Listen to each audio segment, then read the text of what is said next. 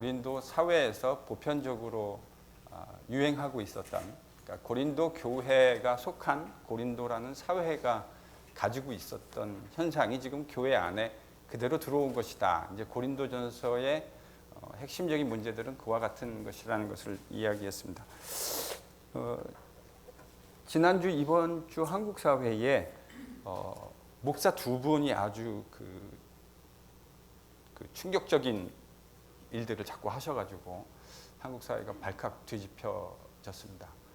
한 분은 뭐 이름만 대면 여러분이 잘 아시는 교회인데 그 교회에서 이제 헌당식을 예배당을 새로 지었잖아요. 그 지하철역 그렇게 약간 불법적으로 그렇게 해서 새로 졌는데 예배당 헌당식을 한 모양입니다. 근데 그 헌당식에 뭐 영국의 아주 유명한 뭐 신학을 공부하는 목사들이나 신학자들 누구나 다 아는 사람을 부르고 또 많은 사람들을 불러서 그분이 잘하는 그 특기가 있어요. 그렇게 이제 막 요랑 뻑적지근하게 세상 사람들의 이목을 탁 그래서 뭐 저도 어떤 내용인지 다 들여다보지 않아도 어떤 비슷한 내용들이 일어났을 거라는 걸 충분히 짐작하기 때문에 다 보진 않았습니다. 근데 그 소셜 미디어를 봤더니 뭐 제 친구들의 상당수가 목사들이고 전도사들이기 때문에 뭐 너무 많이 해서 제가 나중에는 그냥 덮어버렸어요. 근데 이제 보니까 뭐 500년 된 성경, 400년 된 은홀. 그래서 제가 지금 이 양반이 다시 캐톨릭으로 회귀를 하려고 하는 것인가 하는 어떤 생각을 하게 만들었습니다. 거기에 이제 기라성 같은 한국 교회의 목사님들도 거기에 그 교회의 헌당식을 축하한다고 하는 저는 잘 이해가 되지는 않습니다. 솔직하게 목회자로서 자신들이 목사라고 하는 타이틀을 걸고 그거에다가 과연 헌당식, 물론 교회 헌당식이라고 하는 것은 참 감사한 일이어야 하는 것 틀림없습니다. 근데 지금 그 교회가 처한 상황이 그렇게 감사해야 할 일인가, 거기에다가 이름을 걸고 했어야 될까 하는 이제 그런 생각을 하게 만들었습니다. 이번 주에는 한국 기독교 총연합회, 한기총이라고 하는, 사실은 예전에는 그것이 한국 기독교의 대표성의 성격을 가지고 있었던 시절도 있었습니다. 근데 지금은 더 이상 그렇지 않아요. 더욱이 그 단체가 지금 이단들도 들어가 있는 것으로 제가 알고 있는데, 이제 그분이 대한민국 대통령에게 던진 부적절한 그 스테이트먼트가 지금 이슈가 돼가지고 뭐 정치권에서도 지금 다 반응을 하고 각 정당에서도 다 반응을 하고 그 대변인들이 나와서 스테이트먼트를 하고 이제 이런 상황이 되었습니다. 저는 이제 그 두 사건을 바라보면서 얼핏 보면 두 개가 별개 연관 안 된 것처럼 보이는지 모르지만 저는 정확하게 그 두 사건이 한국 기독교가 처해 있는 영적인 현실과 현 주소를 그대로 보여주는 사건이다라고 생각하지 않을 수가 없습니다. 어떤 병에 지금 저희들이 걸려 있냐면 세상이 추구하고 있는 그 성공주의, 그 병에 한국 교회, 안타깝게도 조국 교회가 철저하게 병들어 있는 것이 아닌가 하는 생각들을 하지 않을 수가 없습니다. 저희들이 특별히 고린도 전서를 지금 묵상해 가고 있는데 이 고린도 전서에서 저희들이 묵상하고 있는 고린도 교회의 아픈 모습이 지금 바로 조국 교회의 그 아픈 모습 안에 그대로 투영되는 것을 생각하지 않을 수가 없습니다. 그래서 오늘 저희들이 바울 사도가 이야기하는 십자가의 복음, 그 복음 이야기를 바울이 2장에서 지난주에 했던 이야기에 어떤 의미에서는 연장선상에서 조금 더 그 이야기를 심화시키는, 일레보레이트하는 이야기가 등장하는데 2장 1절에서 16절 저희들이 오늘 같이 공부할 본문 말씀입니다. 같이 1절부터 16절까지 함께 읽도록 하겠습니다. 시작.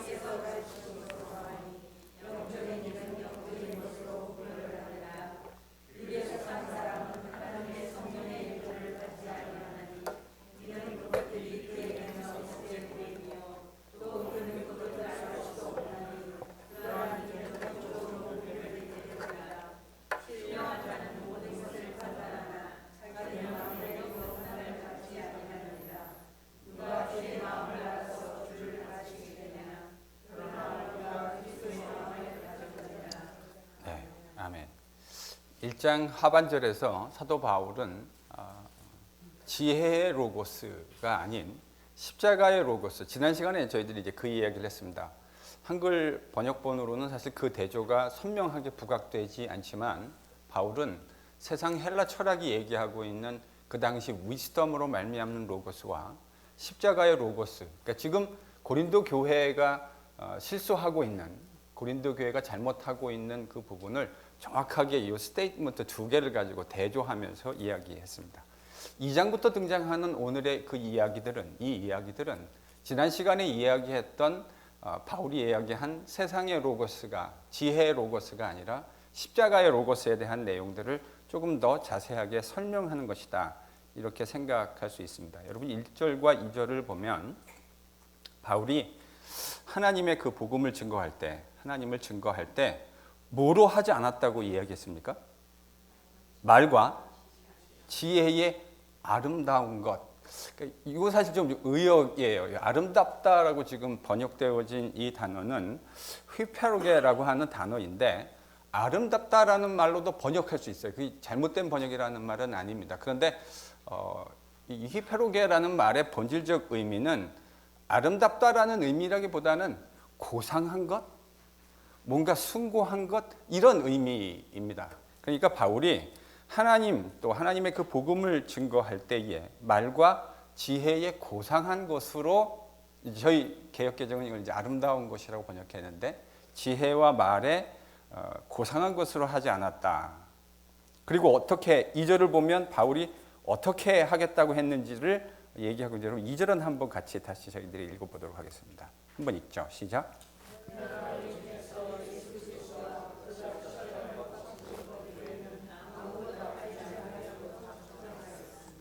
자, 그러니까 바울이 지금 뭐라 했냐면, 그리스도께서 십자가에 못 박힌 것을 제외해 놓고는 내가 아무것도 알지 않기로 작정했다. 지금 이렇게 이야기했습니다. 제가 지난 시간에도 얘기했지만, 여러분 사도 바울이 그 당시에 상당히 교육을 많이 받은 사람이지 않았습니까? 헬라 세계 다소라고 하는 지역이 오늘날 터키에 있는 그 남부 지역이죠. 교육 도시였고, 그러니까 뭐 미국의 사실 동부, 뭐 보스턴 이런 지역이 이제 여러분 교육으로 유명한 도시 아닙니까? 그것처럼 다소라는 지역은 교육 도시였습니다. 바울은 바로 그 출신이었고, 헬라 철학에도 저는 상당히 능통했을 것이라고 생각합니다. 그런데 바울이 지금 뭐라 그러냐면, 그리스도와 그 그리스도께서 십자가에 못 박히신 것 외에는 아무것도 알지 않기로 작정했다. 내가 그렇게 하기로 굳게 마음을 먹었다. 여러분 이 말 아닙니까? 그럼 이 말은 사도 바울이 헬라 철학이나 수사학을 몰랐다는 말일까요? 아니면 알았다는 말일까요? 예? 여러분 이거 알았다고 읽어야 되지 않을까요? 근데 알았지만 무슨 이유에선가, 무슨 연유에선가 지금 고린도 교회 성도들에게 이야기할 때는 내가 그런 것들을 알지 않기로 작정했다. 지금 이렇게 저희들이 들어야 이 본문이 말하는 내용하고 저는 맞다고 생각합니다. 실제로 여러분 사도 바울이 헬라 철학, 특별히 저는 바울이 헬라 철학과 수사학을 알고 있었다고 하는 증거가 있는 본문이 있습니다. 물론 뭐 여러 군데를 찾을 수 있을 것 같은데, 여러분 혹시 생각나는, 바울이 쓰는 말을 봤더니 바울이 헬라 철학이나 이런 수사학을 잘 알고 있었구나 하는 증거가 있는 성경 본문이 어디가 있을까요? 혹시 생각나는 게 있으십니까? 여러분 나중에 집에 가셔가지고요, 갈라디아서 4장을 한번 잘 읽어보십시오. 갈라디아서 4장을 읽으면 바울이 그 당시 헬라 철학, 특별히 플라톤 철학이 갖고 있는 그 개념을 잘 알고 있었고, 그 개념을 빌려서 기독교 복음을 설명하고 있는 부분이 있습니다. 나중에 저희들이 이제 갈라디아서를 공부할 날이 있을 거라고 생각합니다. 그때 가서 그 부분은 좀 더 자세히 이야기할 수 있을 거라 생각해요. 이유는 이겁니다. 바울이 헬라 철학을 몰랐던 것이 아니에요. 바울이 헬라의 그런 수사학적인 것을 몰랐던 것이 아닙니다. 다만 지금 고린도 교회는 그런 것을 통해서 성도들이 자랑하고 있기 때문에, 그것이 이슈가 되고 있기 때문에 바울이 일부러 그 부분에 대해서 그러지 않아도 그걸 사용한 것이 잘못됐다는 말이 아닙니다. 헬라 철학적인 내용을 가지고 복음을 설명하는 내용들이 바울이 있어요. 갈라디아에서도 분명히 그렇게 합니다. 그런데 왜 고린도 교회에서는 그렇게 하지 않는가? 그렇게 하는 것을 바울이 왜 뭐라고 이야기하고 있는가? 그것은 바로 그것이 이슈가 되어서 고린도 교회가 지금 분열되어져 있기 때문입니다. 그것을 자랑하는 사람들, 그것을 통해서 고린도 교회 안에 분열이 되어 있기 때문에 바울이 지금 그걸 반대하고 있는 거죠. 자, 그렇다면 바울이 실제로 갈라디아서 4장에 보면요, 그리스도 예수의 복음을 설명하면서 헬라 철학적인 개념들을 사용하면서 설명하고 있거든요. 자, 그렇다면 바울이 지금 그리스도와 그분이 십자가에 못 박히신 것 외에는 아무것도 알지 않기로 작정했다는 이 말의 의미가 뭘까? 제가 이렇게 좀 비유를 들면 여러분이 이 말씀의 의미를 좀 더 잘 이해하실 수 있지 않을까 싶습니다. 여러분, 제가 신학교 다닐 때 제가 이제 그런 마음이 있었어요. 신학교 시절에 신학교 그 MDiv 클래스에 뭐가 있냐면 설교학을 가르치는 클래스가 있습니다. 왜냐하면 사역자들이 돼서 교회에서 설교를 해야 되니까 설교를 가르치는 클래스가 있어요. 그래서 그 클래스를 공부하면서 꼭 그 배워야 하는 그 책이 한 가지 있는데, 그게 뭐였냐면 핵심적인 책이 있었는데, 그게 뭐냐면 브라이언 채플이라고 하는 목사님이 쓰신 Christ-centered preaching이라고 하는 책이 있었습니다. 그리스도 중심적 설교, 뭐 이렇게 이제 굳이 번역한다면 할 수 있을 텐데, 그러니까 여러분, 이강택 목사의 설교를 지금까지 좀 들어보셨잖아요. 그랬더니 제가 누구의 영향을 지대하게 받았다라는 거를 지금 이 책 제목에서 받으실 수 있을까요? 누구요? 그 저자 이름이 익숙치 않으시군요. 브라이언 채플이라고 하는 분입니다. 그리스도 중심적 설교. 그 책을 읽으면서 전도사 시절 이강택 전도사는 어떤 생각을 했냐면, 설교란 거는 이렇게 하는 거구나 하는 거를 그 책을 통해서 깨닫게 되었습니다. 세상에 있는 이제 설교라고 하는 거, 저도 기독교인으로서 참 많이 듣지 않았겠습니까? 여러 예배나 집회나 이런 것을 참 많이 들었는데, 그냥 설교가 도대체 뭘까 하는 것에 대해서 그냥 베이그하게 어렴풋이 뭔가라고 하는 것은 알고 있었지만, 그것이 정확하게 무엇인가 하는 것을 깨닫게 되어진 건 그 브라이언 채플 목사님이 쓰신 The Christ-centered Preaching이라고 하는 책을 읽으면서 제가 깨닫게 되었어요. 근데 제가 신학교 공부하던 시절에 그분의 책을 읽으면서 그 책에 매료되었는데, 그 책에 매료되고 난 후에 그분이 실제로 신학교에 오셔가지고 특강을 하신 적이 있는데, 그분의 설교를 들을 수 있는 2번의 기회가 저한테 있었습니다. 설교를 듣는데요, 이제 제가 설교를 들을 때 그 말씀이 은혜된다라고 하는, 그러니까 말씀의 은혜를 받는다라는 측면에서도 설교를 듣지만, 이런 목사님이 오셔가지고 설교하시면 어떤 관점에서 설교를 듣게 될까요? 말은 그렇게 했는데 설교는 어떻게 하나 한번 보자. 진짜 그런 마음이 들었어요. 말은 저렇게 책에서 Christ-centered preaching을 하시겠다, 그리스도 중심적인 하나님 말씀 선포를 하시겠다고 했는데, 과연 자기가 진짜 하는 설교는 어떻게 하나 하는 것을 제가 가만히 앉아가지고 이렇게 딱 정말 뚫어지라 쳐다보면서 그 설교를 2편을 들었습니다. 근데요, 얼마나 명료하든지, 얼마나 그 포인트를 잊어버리지 않으면서 다 그 포인트, 어떤 본문에서도 복음적인 내용을, 자기가 그 책에서 얘기했던 그 복음적인 그 내용들을 서술하는데 한치의 이 벗어남 없이 시종일관 다 그 이슈를 정확하게. 그래서 제가 역시 대가는 괜히 대가가 아니구나 하는 사실을 그분의 설교를 2편을 들으면서 깨달을 수 있었습니다. 명료하고 경건하고 그리고 깊이가 있고. 묵상되어진, 그리고 그 안에 신학까지 탄탄하게 가미되어진, 야, 설교라고 도대체 이런 거구나. 근데 그분의 설교를 들으면, 제가 그동안 많이 들었던 목사님들의 설교 보면, 여러분 이런 설교 들어보시지 않으셨어요?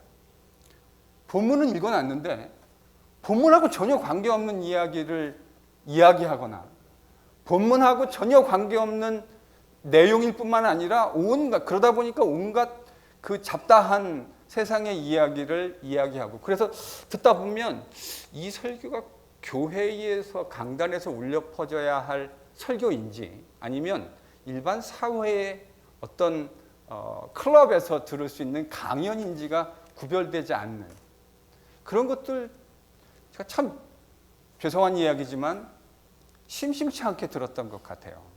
그런 문제점들을 지적하고 정확하게 어떤 것이 성경적 설교인지, 그러니까 그 안에요, 예화도 별로 없어요. 저도 설교할 때 예화 많이 안 하죠. 제가 누구 영향을 받았을까요? 브라이언 채플 목사님의 영향을 받은 거예요. 제가 알기로 브라이언 채플, 미국에 현재 활동하는 많은 이민교회 안에서도 적지 않은 목사님들이 저와 마찬가지로 그 브라이언 채플 목사님의 상당한 영향을 받은 것으로 알고 있습니다. 여러분이 아시는 여러 목사님들도 아마 그러셨을 거라고 제가 생각해요. 별 군더더기 없이 본문에 대한 명료한 이야기. 보통 설교학 그러면요, 제가 그 전까지 쓴 선입견이 뭐냐면, 설교학 교수의 설교를 듣고 은혜를 받은 적이 별로 없었던 것 같아요. 정직하게. 근데 그 모든 그 스테레오타입을 깨준 분이 바로 이 브라이언 채플 목사님이었습니다. 설교학 그러면 온갖 커뮤니케이션 스킬을 이야기하고, 그렇게 설교를 하는 것이 좋은 설교인 양 배우던 시절에 딱 하나님의 말씀을 붙들고 다른 이야기, 잡다한 이야기를 넣지 않고 본문에 있는 말씀이 무엇을 우리에게 이야기하는가 하는 그 포인트로 이야기하는데, 그 설교를 듣는데 여러분, 경건한 설교를 들으면 마음이 뜨거워지잖아요.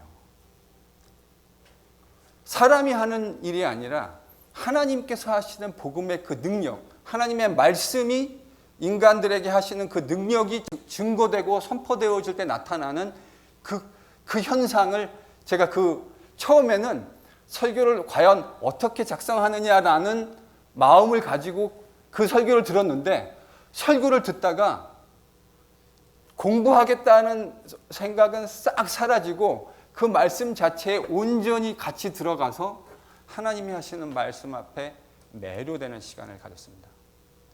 모세의 설교를 가지고 2편을 설교를 하셨는데, 진짜 그때 그 임팩트가 지금도 생각하면 그 전율이 짜릿합니다.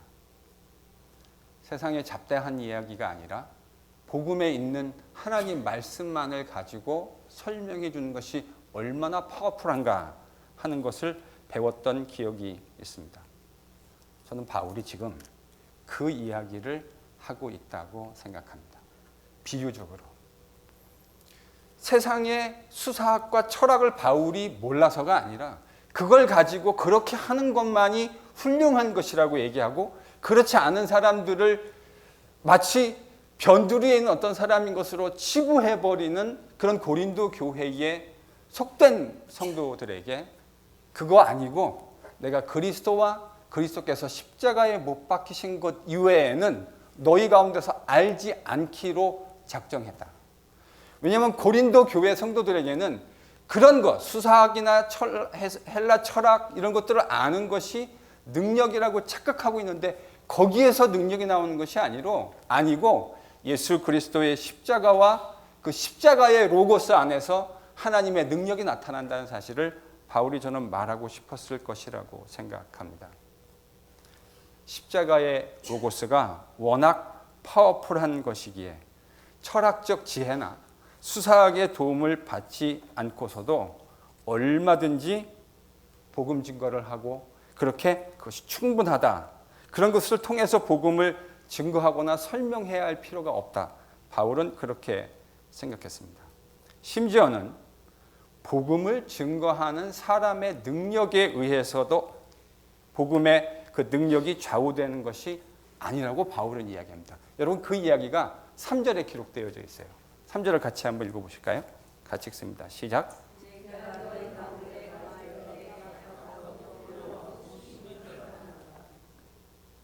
바울이 지금 뭐라고 얘기했죠? 내가 너희 가운데 거할 때. 그러니까 지금은 3차 전도 여행 아마 에베소 정도에서 기록하고 있을 것이라고 생각을 하는데, 많은 신학자들이 바울이 과거에 고린도 교회를 방문해서 교회를 세우고 그들과 1년 반 사역할 때 자기가 그들 가운데 있을 때 어떤 모습이었다고 바울이 스스로 설명하고 있습니까? 약하고, 그리고요 두렵고 떨렸다.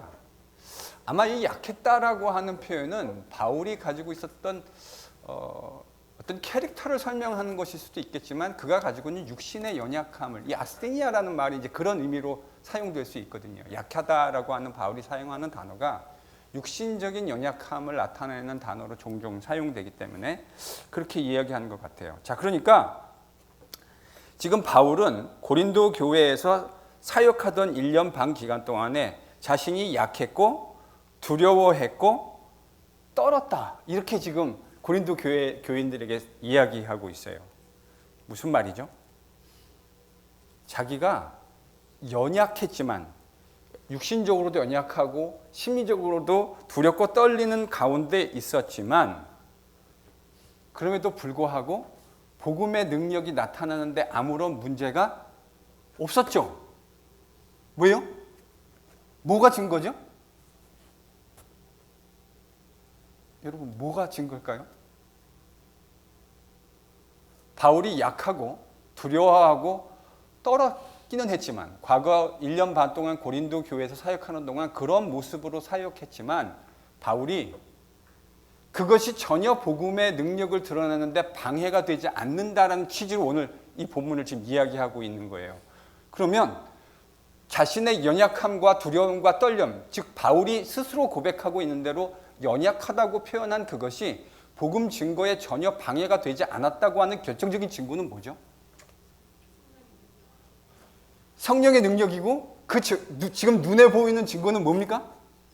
고린도 교회 성도들이요.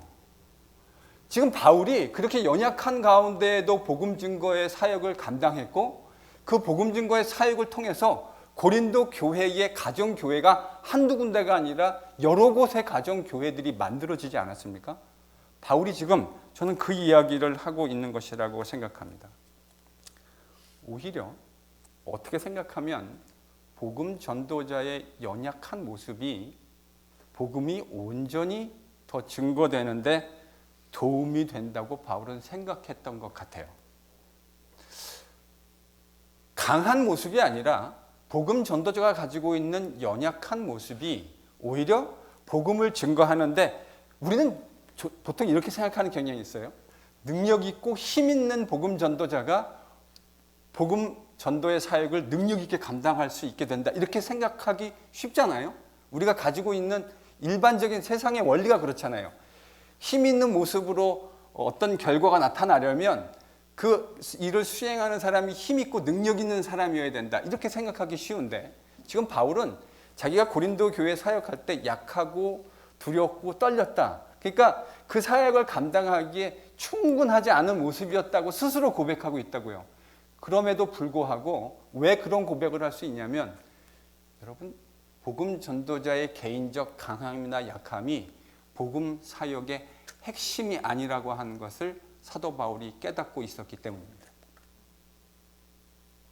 오히려 복음 전도자가 가지고 있는 연약함이라고 하는 것이 복음 전파에 방해가 되기보다는 복음을 증거하는데 오히려 유익하다라고 하는 사실을 바울이 수차례 자신의 사역을 통해서 저는 이미 깨달았을 것이라고 생각합니다. 자, 오늘 본문에는 사실 없지만 여러분 갈라디아서 4장 13절을 한번 찾아보십시오. 갈라디아서 4장 13절.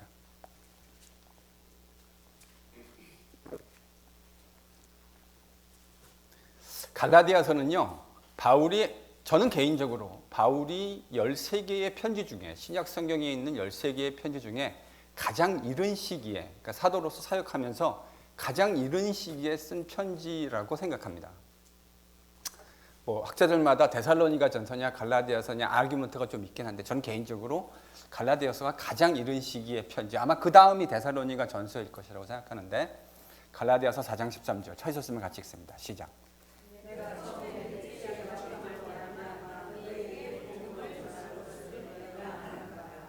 자, 여러분 사실은 갈라디아서를 읽는 분들이요 4장 13절에 별로 주목하지 않아요.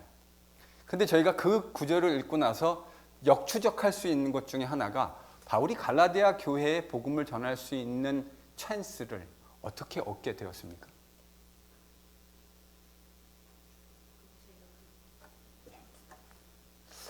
많은 분들이 이 부분을 쉽게 생각하고 넘어가거든요.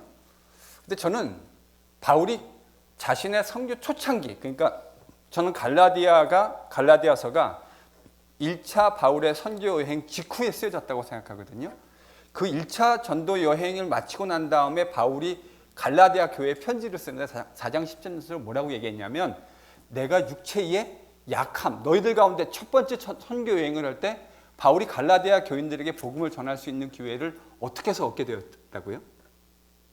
그가 육체가 정확한 정황은 몰라요. 저희가 그때 구체적인 상황이 어떤 것이었는가를 알 수는 없어요. 근데 그 말을 힌트로 저희들이 역추적할 수 있는 건 바울이 갈라디아 교회의 첫 번째 선교를 할 때 육체의 연약함, 어쩌면 이고니온, 루스드라, 더베를 지나가면서 바울이 심하게 돌 맞잖아요. 그리고 돌을 던진 사람이 뭐라고 생각했죠? 바울은 죽었다고 생각해요. 그러니까 돌 던지는 사람이 판단하기를 저 사람은 죽었다. 그런데 물론 이건 추정입니다. 그게 어떤 구체적인 상황인지 알지 못하지만 바울이 육체적으로 매우 연약한 상태였는데 그것이 갈라디아 교인들에게 뭐를 전할 수 있는 기회가 되었다고요? 복음을 전할 수 있는 기회. 그러니까 바울은 선교사로 살면서 첫 번째 자기 선교 여행에서 그 사실을 깨달은 것 같아요. 복음 전하는 것이 능력 있는 모습으로 건강하고 힘 있어야만 증거할 수 있는 것이 아니라 약했는데 그 약함을 하나님이 이용하셔가지고 복음을 증거하게 하시는구나 하는 사실을 첫 번째 선교 여행에서 깨달았던 것 같습니다. 또 하나만 찾죠. 사실 이렇게 하면 훨씬 재밌긴 한데 빌립보서 4장 21절 22절입니다. 빌립보서 4장 21절 22절.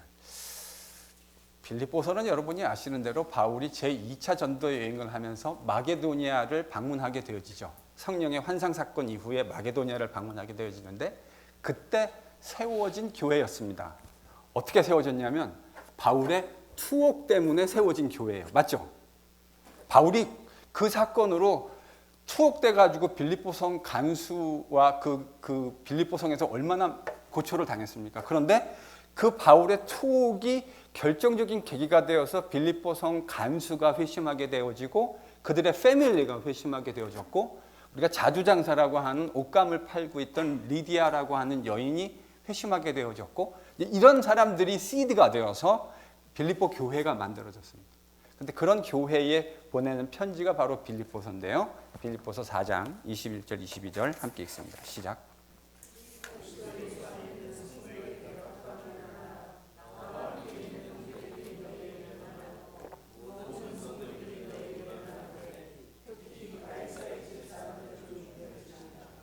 제가 나중에 여러분과 빌립보서를 같이 묵상할 때 이 말이 가지고 있는 의미를 좀 더 자세하게 본문을 통해서 설명할 수 있을 거라고 생각해요.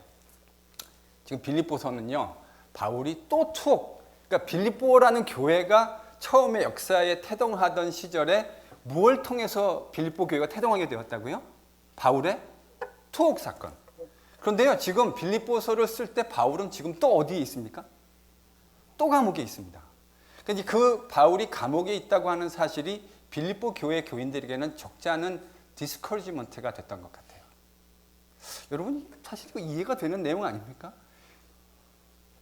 우리가 같이 함께 사역하는 우리의 말씀의 사역자 리더가 어떤 일을 하다가 사역을 하다가 감옥에 갇히게 됐다. 사실 교인들에게는 충분히 낙담할 만한 사건입니다. 그래서 빌립보 교회 성도들은 에바브로디도라고 하는 형제를 보내서 바울을 옆에서 돕으려고 했는데 그 에바브로디도는 또 어떻게 됐습니까? 바울을 도우라고 성도들이 이렇게 보냈는데 에바브로디도가 거의 죽을 지경이 다 된 거예요. 그러니까 여러분, 이 빌립보 교회 성도들 마음이 어떻겠습니까?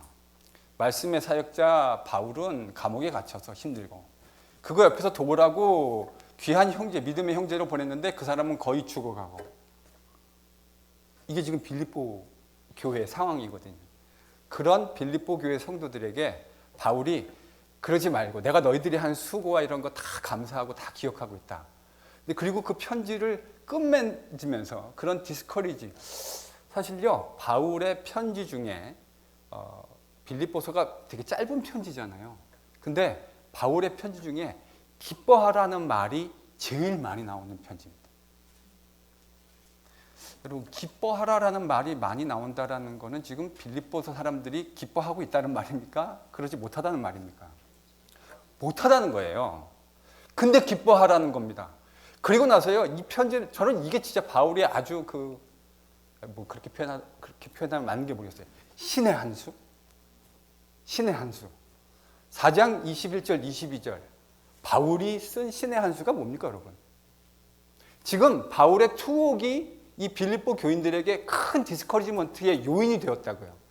심지어는 그런 바울을 돕기 위해서 보낸 신실한 형제는 병에 걸려 다 죽게 된 상황이 되었어요. 그래서 바울은 2장에 보면 그런 에바브로디도를 아마도 그가 조금 회복된 것 같아요. 그래서 다시 그 교인들에게 돌려보내는 이런 이야기들이 기록되어 있습니다.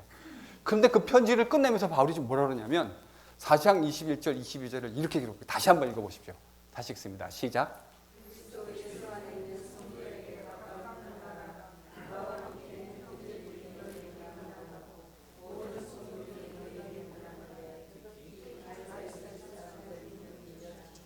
자, 지금 바울이 자기와 함께 빌립보 교회 성도들에게 문안하는 사람들의 리스트를 쭉 나열하고 있잖아요. 근데 바울의 엠퍼시스가 지금 어디에 있습니까? 이게 무슨 의도일까요? 여러분, 이 빌립보 교회 성도들의 문맥에서 많은 형제들이 빌립보 교회 우리 사랑하는 형제들에게 문안합니다. 그러면서 바울이 특별히 누가 문안한대요? 이게 무슨 말일까요? 우리가 만약에 빌립보 교회 성도라면 지금 바울 사도가 쓰고 있는, 우리 바울 선생님이 쓰는 이 마지막 문구를 읽으면서 우리는 뭘 깨닫게 되어질까요? 지금 빌립보 교회 성도들은 바울이 투옥된 것에 대해서 상심하고 바울이 감옥에 갇혀 있다라고 하는 사실 때문에 큰 디스커리지먼트가 됐잖아요. 근데 바울이 지금 그런 성도들에게 마지막에 문안하는 리스트를 하면서 여러 성도들을 나열하다가 특별히 가이사의 집안에 있는 사람들이 당신들에게 문안합니다. 이 말이 무슨 말일까요? 제가 보기에 답을 막 다 아시는 것 같은데 저한테 말씀 안 하시는 것 같아요. 이게 무슨 말일까요?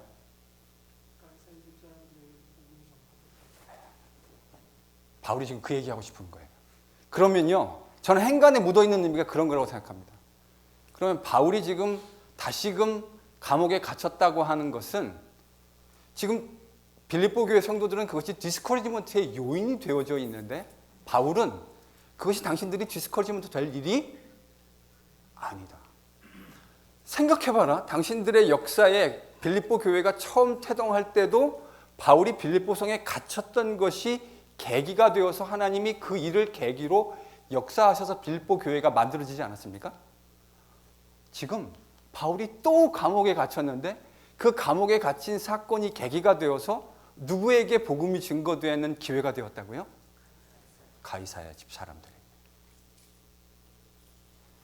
바울이요, 그러니까 1차 전도 여행 때도 자기가 육신적으로 아프고 어쩌면 돌 맞아서 거의 죽게 되어진 그런 오케이즌이 예수 그리스도의 복음을 갈라디아 교회에 증거할 수 있는 기회가 되었고요. 2차 전도 여행에서도 지금 그렇게 해서 감옥에 갇혔던 바울의 연약함이 빌립보 교회라고 하는 태동에 쓰임받게 되어졌고, 다시금 바울이 감옥에 갇혔던 것이 그리스도의 복음이 증거되어지는 일에 또 한 번 사용됐다고 하는 예가 되지 않겠습니까? 바울은, 그러니까 저는요, 바울이 선교의 여행을 떠날 때마다 자신이 약함, 연약함, 그러니까 육체적인 연약함 혹은 감옥에 갇힌다고 하는 이런 연약함이 복음을 증거하는 구체적인 하나님의 방법이 되었다는 사실을 깨달은 거예요. 그뿐만이 아닙니다. 너무 많은데 딱 하나만 더 찾겠습니다. 고린도 후서 12장 9절.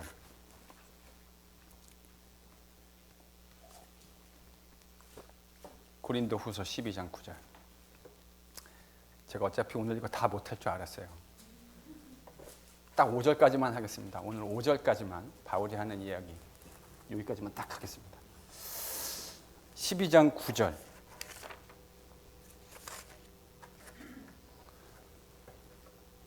같이 읽습니다. 시작.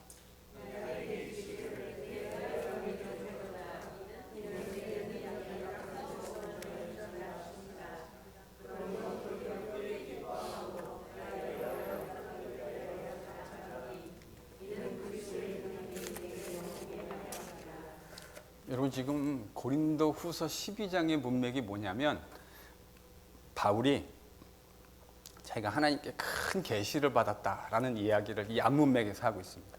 그러다 갑자기 바울이 자기가 가시가, 몸에 가시, 연약함, 가시가, 육체의 가시가 있다라는 이야기를 하는데, 그래서 그 육체의 가시를 하나님께 제거해 주기 위해서 몇 번 기도했다는 거죠?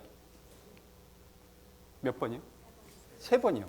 근데 하나님이 바울이 원하는 대로 응답해 주셨습니까? 아니요. 하나님께 간절히 바울이 3번 기도했다고 하는 건 간절히 반복적으로 지속적으로 기도했다고 하는 거예요. 그런데 그렇게 기도했는데 하나님은 바울이 원하는 대로 기도를 응답해 주신 것이 아니고 다른 기도에 응답을 해 주셨죠. 그 내용이 뭐죠? 내 은혜가 내게 족하다. 그 이유는요? 이는 약한 데서 하나님의 능력이 온전하여지기 때문이다. 그러니까 바울은요, 자신이 선교 여행을 하는 곳곳 갈 때마다 자신의 육신의 연약함 혹은 환경적인 연약함, 그런 것들을 통해서 복음을 증거할 수 있는 기회들을 수도 없이, 그러니까 그가 기록한 것만 그러니까 기록하지 않은 것까지 생각한다면 여러분 얼마나 많은, 사실 그가 나중에 편지에서 얘기하면 자기는 얼마나 많은 투옥과 핍박과 매를 맞는 일, 잠 못 자는 일, 바다의 위험, 강의 위험, 바울이 얼마나 많이 이야기합니까? 자기가 복음 증거자로 겪었던 고난들을요. 그런데 그 고난들, 약함들을 지나가면서 뭘 깨달았죠? 예수님의 십자가의 복음의 능력은 내가 강할 때 나타났던 것이 아니고 그런 어떤 상황이 지나가든지, 특별히 내가 연약한 상황을 지나갈 때 도리어 하나님께서 복음을 증거할 수 있는 기회들로 삼으셨다라는 사실을 그는 복음 증거자로서 확실하게 깨달은 거예요. 그러니까 내가 강한 것이, 그래서 저는 이걸요 사도 바울의 약함의 신학이다 이렇게 좀 표현하고 싶어요. 사실 제가 지금 찾은 이 구절들은 제가 사도 바울의 13개의 편지를 묵상하다가 그의 약함의 신학이 가장 명료하게 드러난 부분들을 여러분하고 좀 쉐어한 겁니다. 사도 바울은 예수님의 십자가의 약해짐이라고 하는 것이 하나님의 승리와 복음의 능력이 되었을 뿐만 아니라 그 예수의 길을 걸어가는 사도인 자기 바울 자신도 예수님의 본을 좇아서 그분이 약해지시고 그 약해지심의 길을 가신 것이 하나님의 영광스러운 승리로 드러나게 되어졌던 것처럼 자신의 연약함이라고 하는 것이 하나님의 복음의 영광스러운 승리를 드러내는 도구가 되었다는 사실을 자신의 삶을 통해서 저는 깨닫게 되었다고 생각합니다. 사도 바울이 오늘 본문에 이 약함의 신학의 한 부분을 사실은 이야기하고 있어요. 여러분, 육체의 약함, 바울이 겪었던 그 육체의 약함이 갈라디아 교회 성도들에게 복음을 전할 수 있는 결정적인 기회가 되었습니다. 빌립보 교회에는요, 바울이 감옥에 투옥되는 사건이 교회를 새롭게 만들어내게 되었고, 그가 또 투옥되는 사건이 상상하지 못했지만, 여러분 우리가 이런 일을 자꾸 겪다 보면 또 감옥에 갇혔을 때 어떤 마음이 들까요?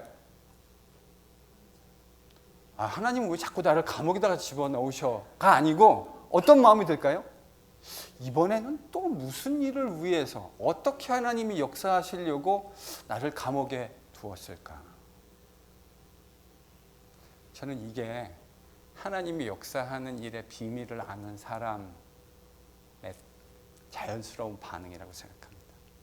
이런 하나님의 역사를 경험하면, 그래서 좀 어려운 일이 일어난다고 해서 쉽게 좌절하거나 낙망하지 않습니다. 어떻게 하게 되죠? 기도하게 되고 묵상하게 되어지고, 하나님께서 이 일을 통해서 또 무슨 일을 이루실 것인가 하는 것들을 여러분 곰곰이 생각하게 되지 않겠습니까? 과연 하나님이 그렇게 일하십니다. 이런 바울의 약함이 사실은 저는 이 복음 전도자의 약함이 참 중요한 의미를 가진다고 생각해요. 고린도 후서 12장에서 바울이 고백했던 이 약함의 비밀. 바울은 지금 그 약함 때문에 뭐가 머물러 있을 수 있게 됐다고 고백합니까? 하나님의 은혜가요. 하나님의 능력과 은혜가 머물러 있을 수 있게 되었다. 그래서 사실 많은 복음 전도자들이 어떤 일이 잘 되어지고 그들이 기대했던 대로 모든 일이 이렇게 순탄하게 흘러갈 때 사실은 더 위험해지고 타락하게 되는 걸 저희들이 많이 보지 않았습니까? 왜 그럴까요? 이민지 집사님, 왜 하나님이 기대하신 대로 일이 잘 되는데 말씀의 사역자들, 하나님의 사역자들이 타락하고 변질되어질까요?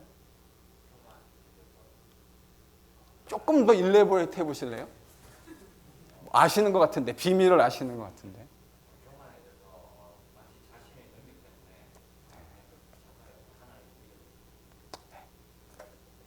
그래서요, 저는요, 일이 잘 될 때, 그러니까 잘 안 될 때가 위험한 게 아니고요, 잘 될 때가 진짜 위험한 때라고 생각합니다. 왜냐하면 우리 같은 타락한 성품을 가지고 있는 자들은 그때가 진짜 위험한 때예요. 왜냐하면 잘 되니까 지가 뭐 좀 잘해서 잘 된다고 착각하거든요. 그게 여러분도 그렇고요, 저도 그래요. 이 세상에 있는 많은 목회자들도 똑같아요. 여기에서 우리가 다 나가 떨어지고 쓰러지고 하는 거예요. 그러니까 연약함을 가지고 있는 것이 축복입니까? 축복이 아닙니까? 축복입니다. 왜냐하면 그 연약함을 묵상하는 순간에 내가 지금 가지고 있는 그 연약함이 더욱 뭐를 의지하게 만드는 도구가 될까요? 하나님을요. 하나님을 계속해서 바라보게 되어지는. 내가 잘해가지고 뭐가 잘 됐는데도 내가 여전히 연약함을 가지고 있으면요, 그 사람은 어쩔 수 없이라도 누구를 바라볼 수밖에 없냐면 하나님을 온전히 바라볼 수밖에 없습니다. 바울이 하나님께 자신의 육체의 가시를 제거해달라고 간절하게 3번이나 하나님께 기도했음에도 불구하고 그것이 거절되어진 은혜를, 그 기도 응답의 비밀을 저는 그렇게 받았다고 생각해요. 거절되어짐의 은혜. 내가 원하는 대로 하나님이 기도 응답해 주지 않으셨지만 그 거절되어짐이 하나님의 은혜와 능력이 나에게 온전히 머물러 있을 수 있게 만들어준 능력이 되었다는 사실을 바울은 깨달은 겁니다. 저는 그래서 바울이 그의 편지 곳곳에 약함의 신학을 이야기하고 있다고 생각합니다. 오늘날의 많은 성도들과 한국교회 목회자들이 이 세상 속에 있는 강함이라고 하는 것을 추구합니다. 여러분, 자랑이라고 하는 것은 강함을 추구할 때 나타나는 현상입니다. 맞죠? 한국교회도 그렇고요. 오늘날의 많은 교회들이 자꾸 세상과 똑같이 강함을 추구하려고 하고 있어요. 그런데 오늘 바울은 그런 강함이 아니라 도리어 뭐를 지금 이야기하고 있어요? 약함. 이 약함의 최초의 신학적인 근거는 예수님의 십자가에서 저는 왔을 거라고 생각합니다.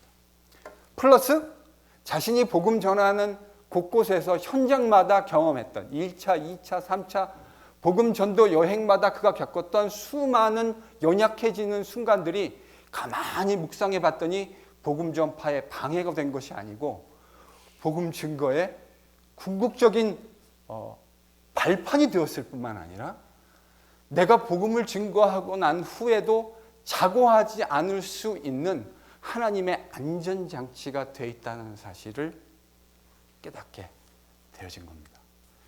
그런데 고린도 교회 성도들이 지금 뭐를 자랑하고 있어요? 강함을 자랑하고 있잖아요. 제가 서두에 두 개의 사건이 동떨어진 사건으로 보일 수 있지만 사실은 한국 교회가 가지고 있는 강함을 추구하려는 전형적인 문제가 그 사건 안에 그대로 투영되어 있다고 생각하지 않을 수가 없습니다. 여러분, 기독교의 복음의 핵심은 십자가의 길, 그 연약함을 걸어가신 우리 주님에게서 찾아야 합니다. 우리가 주님을 따라가는 사람들이라고 한다면 우리도 마땅히 연약해지는 십자가의 길을 함께 걸어갈 수 있게 되기를 소망합니다.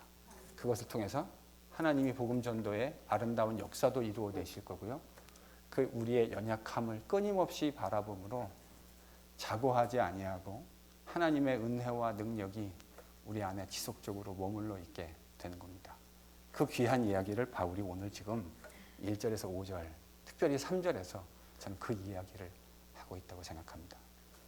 세상의 로고스가 아닌 십자가의 로고스를 자랑하는 사도 바울의 이 안타까운 마음이 고린도전서 2장 곳곳에, 그의 고린도전서 편지 곳곳에 표현되고 있다고 생각합니다. 사랑하는 성도 여러분, 우리 복음 전도자가 가지고 있는 세상에서 힘있게 능력으로 나타내는 것을 좋아하고 있는 이 세대 가운데 연약함, 섬겨줌, 저는 저희 교회가 좋은 방향으로, 건강한 방향으로 가고 있다고 생각합니다. 드러내놓고 하지 않지만 우리 지역에 있는 연약한 사람들을 섬겨주는 그런 일들, 저는 하나님이 기뻐하신다고 생각합니다. 그런 연약한 일들 사역 속에, 그런 일들 속에 하나님의 능력이 나타납니다. 저희 교회 예산으로 보면 이번에 터키 보낸 단기 사역팀이 적지 않은 예산을 사용했습니다. 그런 관점으로 생각하면 목사님 그렇게 많은 돈을 거기다가 써야 할 필요가 있을까요? 라고 생각하시는 분도 혹 있을 수 있을 것이라고 생각합니다. 우리 주님이 연약한 자들을 섬겨주셨듯이 주님의 제자들이 그런 마음으로 사역하는 곳에 저는 복음의 능력이 나타난다고 믿습니다. 교회가 세상적인 관점에서 그런 머니 칼큘레이션 하는 방식으로 생각하는 것 자체가 저는 패역함이라고 생각합니다. 복음은 물론 우리가 규모 있게 해야 되겠죠. 제가 그걸 절대로 반대하는 것이 아닙니다. 그러나 규모 있는 범위 내에서 우리가 좀 레비시하게, 좀 이것이 낭비된다라는 느낌이 들 망정 복음 전도 사역에 저는 힘을 내는 교회가 되었으면 좋겠습니다. 하나님이 그런 것들을 사용하셔서 오늘날도 아름답게 역사하신다고 생각합니다. 앞으로 그런 일들에 주님이 기뻐하시는 성공지향적이고 힘을 표출하는 방식이 아닌 섬겨주고 낮아지고 주님이 걸어가신 모습처럼 그렇게 연약한 자들을 바라보며 복음을 증거하고 섬기는 그 일에 하나님의 아름다운 역사들이 지속적으로 나타나게 될 줄로 믿습니다. 함께 기도하겠습니다. 사랑하는 주님, 고린도 교회가 겪고 있었던 세상과 똑같은 모습에 사도 바울이 어떤 치료약을 이야기하고 있는지를 저희들이 지속적으로 묵상해 가고 있습니다. 세상에 지혜의 로고스를 가지고 그것을 가지고 있는 자만이 참 뭔가 제대로 알고 있다고 착각하는 자들에게 십자가의 로고스를 이야기하는, 십자가의 연약함을 이야기하는, 또 자신의 연약함을 이야기하는 사도 바울의 이야기를 통해 우리가 다시금 복음의 정신 속에서 회복해야 할 것이 무엇인가를 묵상하게 됩니다. 우리가 그 십자가의 길을 걸어가는 NGPC가 되게 하여 주시고 많은 사람들이 성공과 힘을 지향하는 그렇게 추구하는 세상 속에서 하나님 십자가의 연약함과 섬김을 추구하는 교회가 되게 하여 주옵소서. 예수님 거룩하신 이름으로 기도드렸습니다. 네.